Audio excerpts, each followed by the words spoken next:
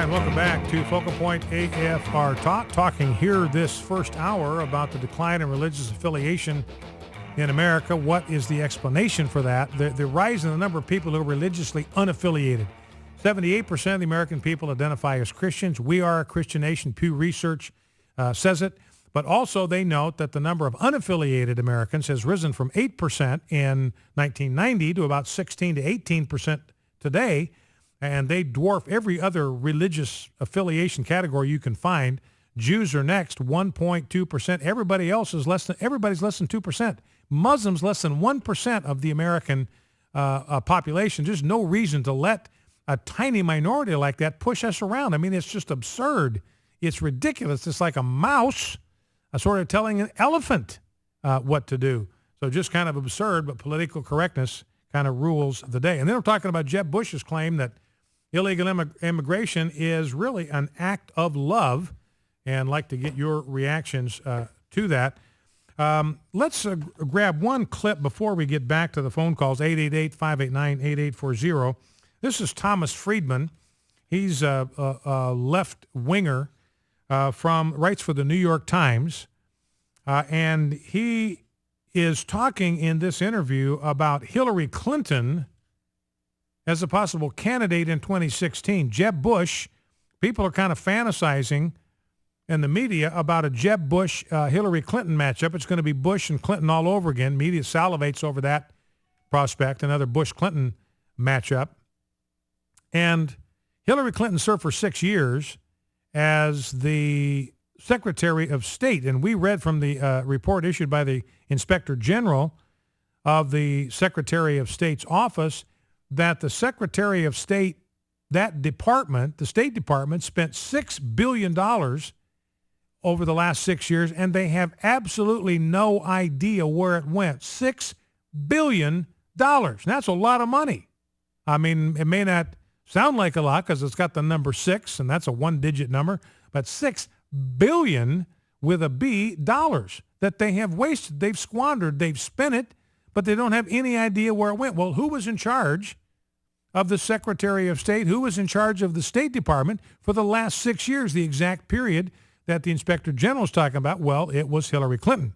So she's going to have to run in 2016 on her resume, on her accomplishments. The most prominent position that she's had is Secretary of State. So Thomas Friedman is asking Hillary Clinton about what her accomplishments are as Secretary of State. So now she's asking the potential candidate herself, tell us what your chief accomplishments were as Secretary of State, and the implied question being why we ought to vote for you in 2016. So here's Friedman's question and her answer. When you look at your time as Secretary of State, what are you most proud of? And what do you feel was unfinished, maybe love to have another crack at one day? Well, I really see, that was good. Just sort of slide. That's why he wins prizes.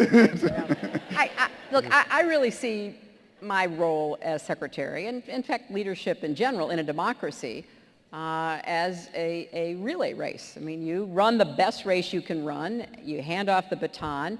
Some of what hasn't been finished may go on to be finished. So when President Obama asked me to be Secretary of State, and I agreed, we had the worst economic crisis since the Great Depression. We had 2 wars.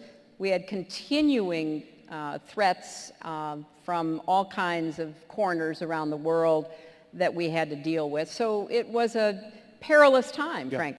So let me ask you this question. Did you hear anywhere in there an answer to Thomas Friedman's question?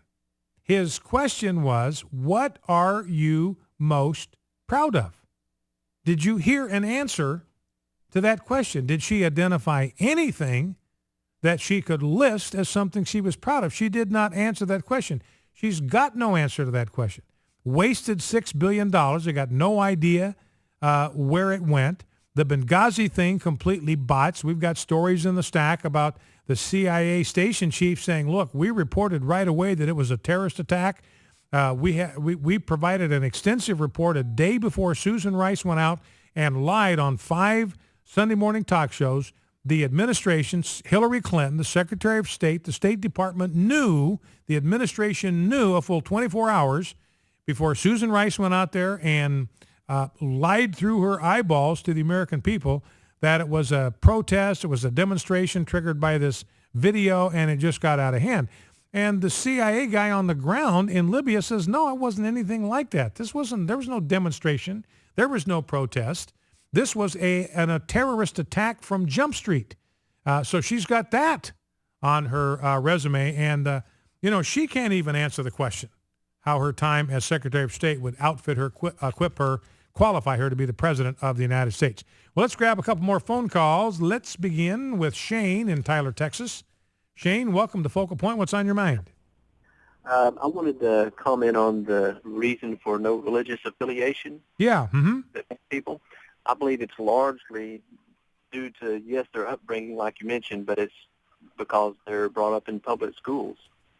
And the government schools allow no expression of religion or discussion about religion. And that's where they're told, listen to your teachers, respect your teachers. We're going to teach you what you need to know.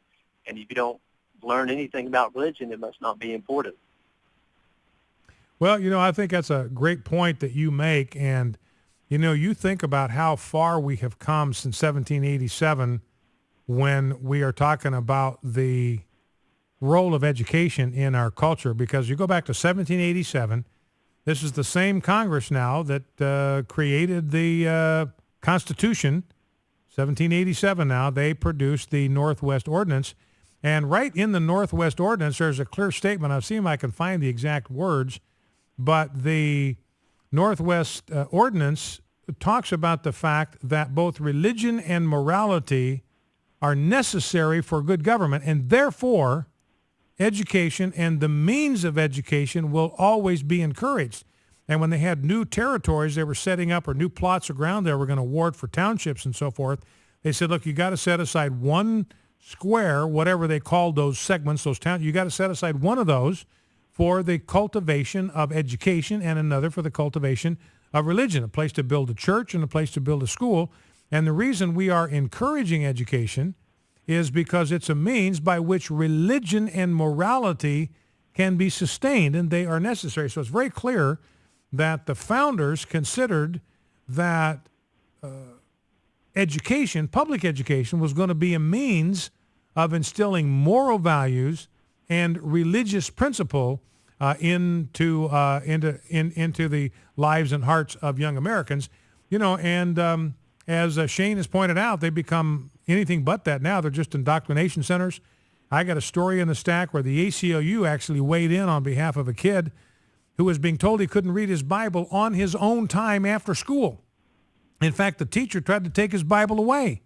Says, you can't even bring that on this campus because we'll lose our state funding if you even so much as bring a Bible onto the campus grounds. He was reading it on his own time.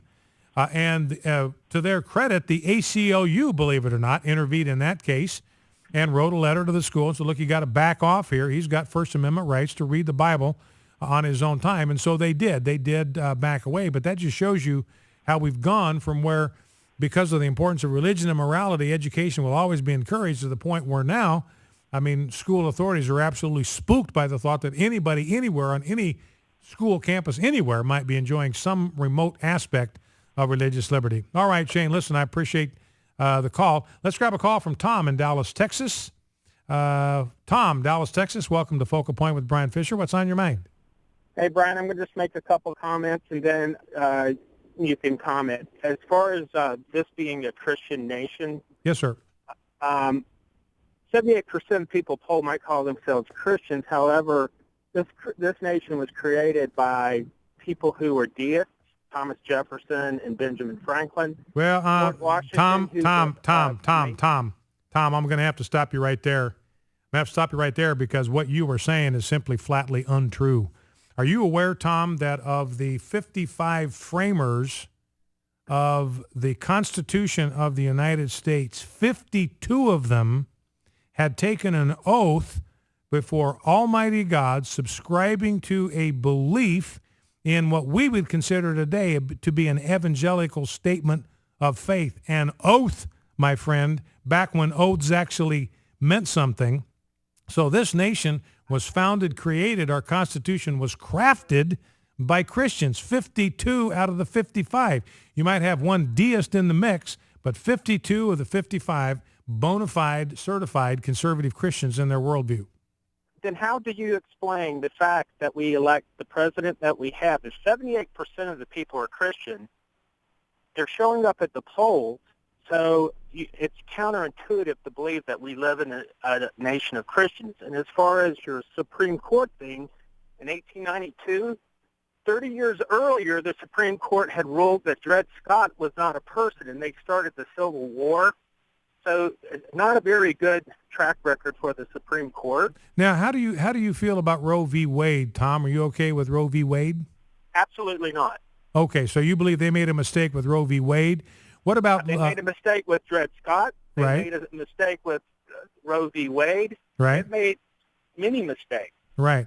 So do you think they were wrong in 1892? The question is not whether they make mistakes, because they do all the time. Actually, so the question is whether I'll let you finish, Tom. The question is whether they were wrong in 1892 when they said the massive organic utterances indicate this is a Christian nation. I believe they're wrong, yes. So what are we then? I think we're a nation of people who believe that, generally we were set up, and going back to your Constitution thing, 33 of those members, of those signers, were all Freemasons. Wait, hold on. So you're saying we're a country of Freemasons?